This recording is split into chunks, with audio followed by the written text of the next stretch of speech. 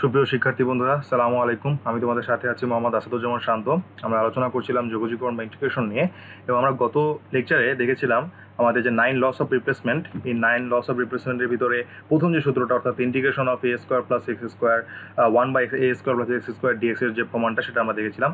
তো আজকে আমরা একটা আরেকটা প্রমাণ দেখবো, আরেক টাইপের। সেটা হচ্ছে গিয়ে আমাদের এখানে বলা হলো যে integration of dx divide by a square minus x square, এই যে ফর্মুলাটা ছিল, আমরা দেখেছিলাম যে 9টা ফর্মুলা।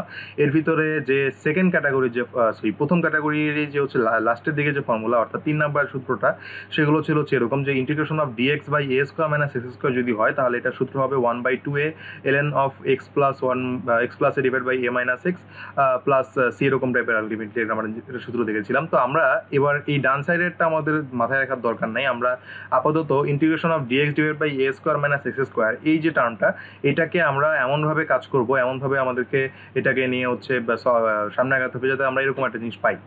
তাহলে প্রথমত আমরা যদি এটাকে সলভ করতে চাই, তাহলে সেক্ষেত্রে এখানে যে কাজটা মূলত করতে হবে আমাদের বাম দিকে, অর্থাৎ এই যে অংশটাকে, এই অংশটাকে পার্শিয়াল ফ্র্যাকশনে কনভার্ট করতে হবে। যেহেতু আমরা ডিরেক্ট যদি সূত্র অ্যাপ্লাই করতে হয়, তাহলে কিন্তু এই সূত্রটা ডিরেক্ট অ্যাপ্লাই করতে হবে আমাদের জানা মতে। কিন্তু যেহেতু আমাদের এই সূত্রটাই প্রমাণ করতে হচ্ছে, এই জন্য আমাদেরকে মূল নিয়মের সাহায্য নিতে হবে। মূল নিয়মের সাহায্য কি, যে এই সূত্রটা যেভাবে প্রমাণিত হয়েছিল সেই সূত্রটা আর কি।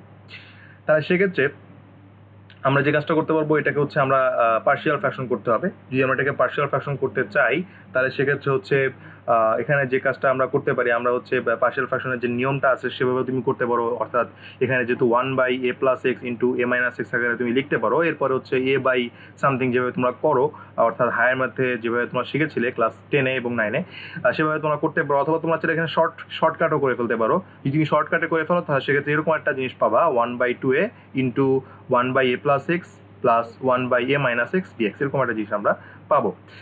এবং এই যে আলটিমেটলি উপরে যে এক্সট্রা করে ধরো, এটাকে যদি আমি যোগ করে দেখো, নিচেটা কিন্তু এ স্কোয়ার মাইনাস এক্স স্কোয়ারই চলে আসতেছে। তাহলে যদি আমি এটাকে লসাগু করি, তাহলে সেক্ষেত্রে উপরে আসবে এ minus x plus a plus x আসবে, তাই না? তাহলে দেখো, তাহলে কিন্তু এই এক্স আর এক্স কিন্তু কাটা যাচ্ছে, তাহলে থাকে উপরে 2a। এই 2aটাকে ব্যালেন্স করার জন্য, যেহেতু এখানে আমাদের কোনো 2a নাই, এই জন্য এই 2aটাকে ব্যালেন্স করার জন্য আমরা এখানে 1/2a এক্সট্রা করে নিচ্ছি। এটাই আমাদের কাজ। তাহলে এইভাবে করে আমরা একদম ডিরেক্ট পার্শিয়াল ফ্র্যাকশনে পরিণত করে ফেললাম। তাহলে এবার কিন্তু আমরা যেহেতু আমরা জানি 1/2 এটার সাথেও এখানে আমরা যে দুইটা আমরা ইন্টিগ্রেশনের জন্য প্রপার্টি জেনেছিলাম, একটা লিনিয়ার প্রপার্টি। তার মানে এইটুক অংশের ইন্টিগ্রেশন তুমি আলাদা করতে পারবে, আবার এইটুক অংশের ইন্টিগ্রেশনও তুমি আলাদা আলাদা করতে পারবে, যেহেতু তোমার যোগ আকারে তারা পরস্পর যুক্ত আছে। আবার আমরা জানি যে ইন্টিগ্রেশনের যে সেকেন্ড প্রপার্টি, অর্থাৎ কনস্ট্যান্ট মাল্টিপ্লিকেশন প্রপার্টি, সেই মাল্টিপ্লিকেশন প্রপার্টি অনুসারে আমরা কনস্ট্যান্টটাকে ইন্টিগ্রেশনের বাইরে নিয়ে যেতে পারি। দ্যাটস ওয়াই আমরা কি করবো, 1/2 এটাকে বাইরে নিয়ে যাব। তাহলে সেক্ষেত্রে এরকম একটা ফর্ম্যাট চলে আসে, 1/2 এটাকে বাইরে নিয়ে গেলে। এবং যেহেতু আমরা এখানে লিনিয়ার প্রপার্টি অ্যাপ্লাই করতে পারি, দ্যাটস ওয়াই এটাকে আলাদা ইন্টিগ্রেশন করতেছি এবং এই অংশটাকে আলাদা ইন্টিগ্রেশন করতেছি। এবার আমরা কি করতে পারি, এবার আমরা আমাদের যে টাইপ 2 দেখেছিলাম, এটাকে আমি একদম ডিরেক্ট, আমরা যেহেতু একটু আমরা অনেকদিন ধরে ইন্টিগ্রেশন করি, সো এই জন্য আমরা ডিরেক্ট বলতে পারবো যে এখানে ln of a plus x হবে। কিন্তু তোমরা যেহেতু প্রথম করতেছো, সেই এই জন্য এখানে যে কাজটা করতে হবে তোমাদেরকে, a প্লাস এক্সটাকে তুমি জেড ধরে নিবা। অর্থাৎ আমাদের যে টাইপ 2 করেছিলাম, সেই টাইপ 2 অনুসারে তুমি এটাকে সলভ করবা। অর্থাৎ এইটুক প্রশ্নকে তুমি টাইপ 2 অনুসারে সলভ করবা। ঠিক অনুরূপভাবে এইটুক প্রশ্নকে তুমি কিভাবে সলভ করবা, টাইপ 2 অনুসারে সলভ করবা। তো টাইপ 2তে কি বলেছিলাম, যে a প্লাস এক্সটাকে আমরা জেড ধরবো, আবার এ মাইনাস এক্সটাকে এটার জন্য জেড ধরবো, আলাদা আলাদা। তো দুটোকে যদি আমরা আলাদা আলাদাভাবে ইন্টিগ্রেশন করি, তাহলে একটা ফল পাবো, এটার জন্য একটা ফল পাবো, এটার জন্য একটা ফল পাবো। তো দুটোকে যদি আমি লিখি, তাহলে এরকম কিছু একটা পাবো। সেটা 1/2a, এটাকে করলে আমরা পাবো ln of a plus x, আর এটাকে করলে পাবো minus ln of a minus x. অনেক সময় শর্টকাট করতে গিয়ে ভুল করে তোমরা এই যে a মাইনাস এক্স এর জন্য, এইখানে তোমরা দেখবা, এখানে যদি তোমার প্লাস হয়, তাহলে এই a মাইনাস এক্স, যেমন এটাকে আমি ডিরেক্ট বলে দিচ্ছি যে 1/a প্লাস এক্স, যদি ডিরেক্ট আমরা লিখতে চাই, তাহলে হবে ln of a plus x. কিন্তু যদি a প্লাস এক্স না থেকে যদি এখানে মাইনাস এক্স থাকতো, তাহলে কিন্তু এই ln এর আগে একটা মাইনাস আসতো। সো এই জিনিসটাকে তোমাকে অলওয়েজ মাথায় রাখতে হবে। দেখো, এখানে প্লাসটা কিন্তু এখানে মাইনাস হয়ে গিয়েছে, তাই না? তাহলে সেক্ষেত্রে যদি তোমার মাইনাস এক্স থাকে, তাহলে তোমাকে অবশ্যই কেয়ারফুল থাকতে হবে যদি তুমি শর্টকাটে যদি তুমি লিখতে চাও। কিন্তু তোমাদের জন্য প্রথম যেহেতু তোমরা অলওয়েজ এই রিপ্লেসমেন্ট মেথডের মাধ্যমেই করবে এটা, অর্থাৎ a প্লাস এক্সটাকে জেড ধরে নিবে, আর এখানে a মাইনাস এক্সটাকে হয়তো এম ধরে নিলে, তো আলাদা আলাদাভাবে করে এরকম একটা ফর্মেটে তোমার পৌঁছে যাবে। সেটা ln of a plus x minus ln of a minus x. এবার আমাদের কাজ যেহেতু আমরা জানি ln of m minus ln of n যদি থাকে, তাহলে সেক্ষেত্রে আমরা লিখতে পারি ভাগ আকারে লিখতে পারি। যদি মাইনাস দিয়ে থাকে দুইটা ln, তাহলে তাদেরকে আমরা সংযুক্ত করতে পারি ভাগ দিয়ে। তাহলে যদি আমরা ভাগ দিয়ে সংযুক্ত করি, তাহলে আমরা পাচ্ছি 1/2a ln of a plus x divide by হচ্ছে a minus x plus c. দেখো আমাদের কিন্তু এটাই প্রমাণ করতে বলেছিল যে integration of dx divided by a square minus x square এই জিনিসটাকে প্রমাণ করতে হবে 1/2a ln of a plus x divide by a minus x, এই জিনিসটা কিন্তু চলে আসলো। তাহলে এখানে কিন্তু আমি অনেক শর্ট ওয়েতে করছি, কারণ হচ্ছে দেখো তোমাদের জন্য পার্শিয়াল ফ্র্যাকশনটা করতে একটু টাইম লাগতো, আবার অনুরূপভাবে আমি এখান থেকে এখানে শর্টকাট অ্যাপ্লাই করেছি। সো এটাও তোমরা যখন অনেক বেশি পরিমাণে ধাতস্থ হয়ে যাবে ম্যাথ করতে করতে, তখন তোমরাও কিন্তু একদম ম্যাথ দেখেই বলে দিতে পারবে যে এটার উত্তর কত, এটার উত্তর কত। সো সেই জন্য আলটিমেটলি আপাতত হচ্ছে আমরা এটাকে শর্টকাটে করলাম। তোমরা যদি একটু লং ওয়েতে করতে চাও তাহলে সেক্ষেত্রে এটাকে জেড ধরবা, এটাকেও জেড ধরবা বা অন্য কিছু ধরবা। এবার তোমাদের জন্য করা এটা তো আমরা করে দিলাম, বা তোমাদের উদ্দেশ্যে আরও একটা, যেটাকে আমরা আগেরটাতে দেখেছিলাম, অর্থাৎ এর আগের স্লাইডে আমরা দেখেছিলাম যে যখন আমরা সলভ করেছিলাম তখন x equal to A something ধরেছিলাম, x equal to A tan theta ধরেছিলাম প্রমাণ করার জন্য। আর তোমাদেরকে যেটা করতে দেওয়া হয়েছিল সেক্ষেত্রে আমরা ধরেছিলাম x equal to A sine theta তোমাদেরকে ধরতে বলা হয়েছিল। তাহলে এক্ষেত্রে আমরা তোমাদের জন্য আরেকটা প্রুফ তোমরা বাসায় করবে, সেটার জন্য তোমাদের একটা হিন্ট দিয়ে দিব। তো এটা হচ্ছে, এটা সলভ করবে, অর্থাৎ integration of dx divide by x square minus a square equal to 1/2a ln x minus a divide by x plus a plus c. এই জিনিসটাও খুবই সহজ, এটাকেও তোমার একইভাবে পার্শিয়াল ফ্র্যাকশনে কনভার্ট করতে হবে। যদি পার্শিয়াল ফ্র্যাকশনে যদি তুমি হচ্ছে কনভার্ট করতে পারো তাহলে সেক্ষেত্রে বাকি এরকমভাবে উত্তর পেয়ে যাবো আর কি।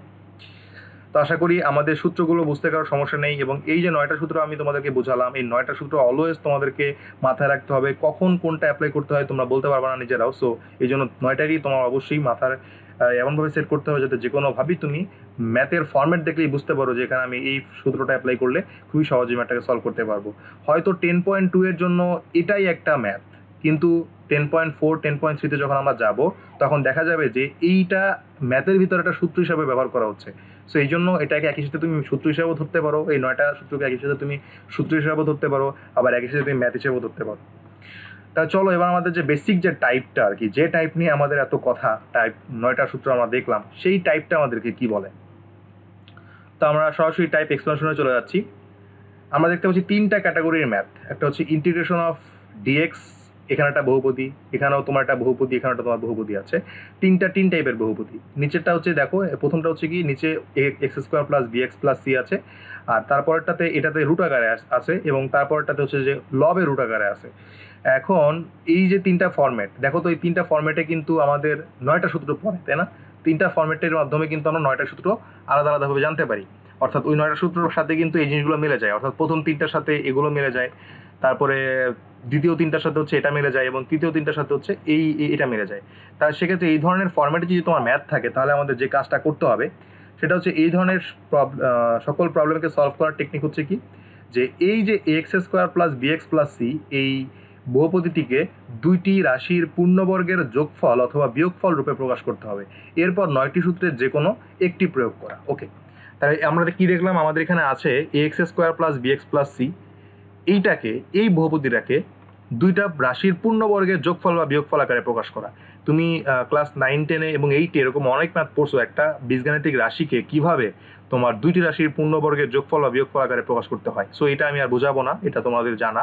So x square plus bx plus c, এটাকে তোমার কাজ হচ্ছে একটা রাশির, দুইটা রাশির পূর্ণবর্গের যোগফল বা বিয়োগফল আকারে প্রকাশ করে ফেলা। এরপরে তোমাদের যে কাজটা করতে হবে সেটা হচ্ছে, দেখবা যে এই ফরম্যাটে যদি ম্যাথ থাকে তাহলে এখানেও তোমাকে সেই এই যে তোমার দুইটা রাশির পূর্ণবর্গের যোগফল বা বিয়োগফল আকারে লিখতে হবে। এখানেও তোমার পূর্ণবর্গের যোগফল বিয়োগফল আকারে যদি তুমি লেখো তাহলে সেক্ষেত্রে ওই যে 9টা সূত্রের ফরম্যাটে পড়ে যাবে, যে কোনো একটা ফরম্যাটে তোমার পড়ে যাবে, মাস্ট পড়ে যাবে। ওই যে কোনো একটা ফরম্যাটের সূত্রকে তোমাকে অ্যাপ্লাই করে উত্তরটা লিখে দিতে হবে। তো এটা হচ্ছে আমাদের বেসিক টাইপ। তো চলো আমরা একটা ম্যাথে চলে যাই ডিরেক্ট, কারণ ম্যাথটা বুঝতে তোমার অনেকটাই ক্লিয়ার হয়ে যাবে অনেক কিছু। তো এখানে দেওয়া হলো integration of x square divide by e x to the power 3 plus e to the power minus x to the power 3 dx এর যোগজ নির্ণয় করতে হবে।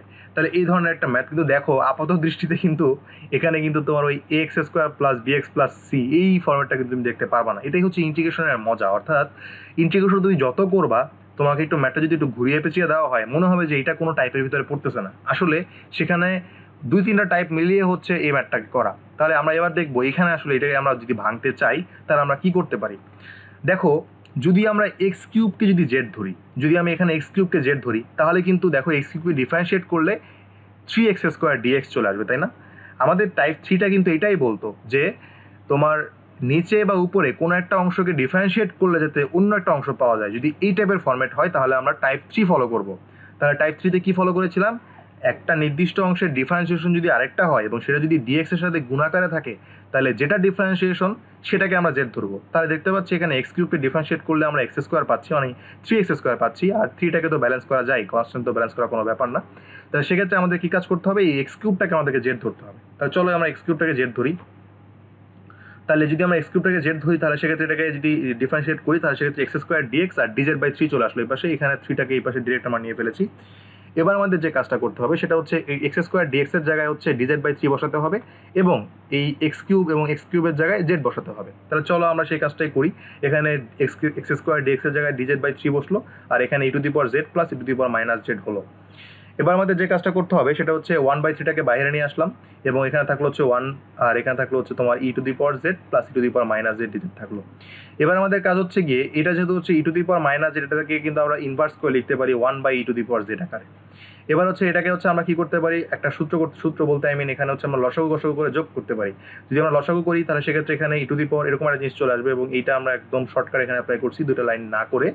যদি তোমরা এটা আশা করি পারবা, e টু দি পাওয়ার জেডকে যদি আমি হচ্ছে এবং e টু দি পাওয়ার 1/জেডকে যদি যোগ করি তাহলে এরকম একটা ফর্মেট পাবা, সেটা হচ্ছে e to the power z আর নিচে e to the power z whole square plus 1, আমরা এরকম একটা জিনিস পাই।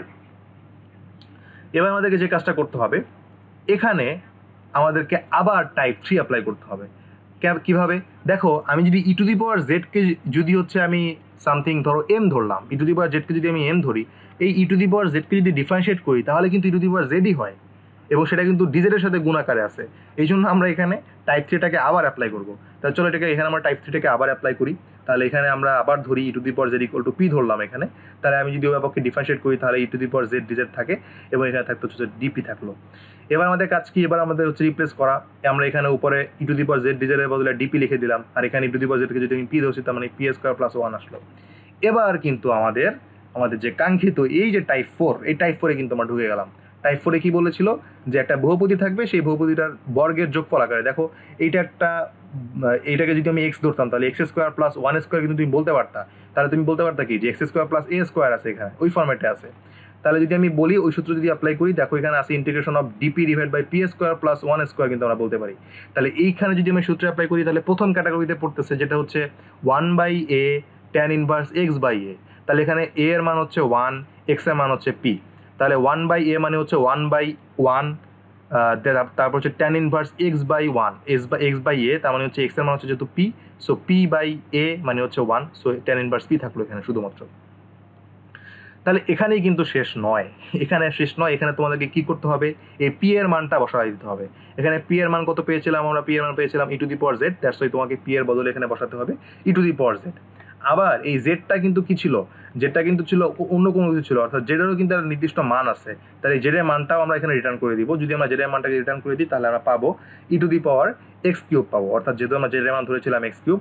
এবার কিন্তু আমরা আমাদের কাঙ্ক্ষিত রেজাল্ট পেয়ে গেলাম। তাহলে আমাদের উত্তরটা কত বললো, আমাদের উত্তরটা বললো হচ্ছে 1/3 tan inverse e to the power x cube plus c. এটা হচ্ছে আমাদের কাঙ্ক্ষিত উত্তর। তো এই টাইপের ম্যাথ আমরা এইভাবে সলভ করবো। তাহলে দেখতে পেলাম এই ম্যাথটা কিছুটা কঠিন টাইপের ছিল এবং এই ম্যাথটা অনেকগুলো বই আছে এবং এটা অনেক বেশি ইম্পর্টেন্ট একটা ম্যাথ পরীক্ষায় আসার মতো। সো এই ধরনের অসংখ্য ম্যাথ আমরা পরবর্তীতে আরও করব। তো এইখানে যে জিনিসটা বলে রাখা প্রয়োজন, দেখতে পাচ্ছি আমরা যে টাইপ 4-এ ম্যাথ এসেও আমাদের টাইপ 3, টাইপ 2 অ্যাপ্লাই করতে হচ্ছে। সো একটার সাথে কিন্তু আরেকটা ইন্টারলিঙ্কড। তার মানে তুমি যদি প্রথমবারের মতো আমার এই ভিডিওটা দেখে থাকো তাহলে কিন্তু তুমি অনেক কিছুই বুঝবা না। দ্যাটস ওয়াই পুরো প্লেলিস্ট আকারে তুমি যদি দেখতে থাকো তাহলে সেক্ষেত্রে অনেকটাই তোমার জন্য কার্যকর হবে এই ভিডিওগুলো। আদারওয়াইজ কিন্তু তুমি অনেক কিছু বুঝতে পারবা না। যেমন আমি খালি বলতেছি টাইপ 3 থেকে আসলো, টাইপ 2 থেকে আসলো। তাই তুমি যদি আমার টাইপ 3 বা টাইপ 2 এর ভিডিওগুলো যদি আগের থেকে না বুঝে থাকো বা না দেখে থাকো তাহলে কিন্তু এই জিনিসগুলো বুঝবে না। তাহলে আমরা পরবর্তী দিন এটারই আরও কয়েকটা ম্যাথ দেখবো, এই টাইপেরই আরও কয়েকটা ম্যাথ দেখবো। তো সেই ভিডিও দেখার আমন্ত্রণ জানিয়ে আজকে আমি এখানে শেষ করছি। ধন্যবাদ সবাইকে।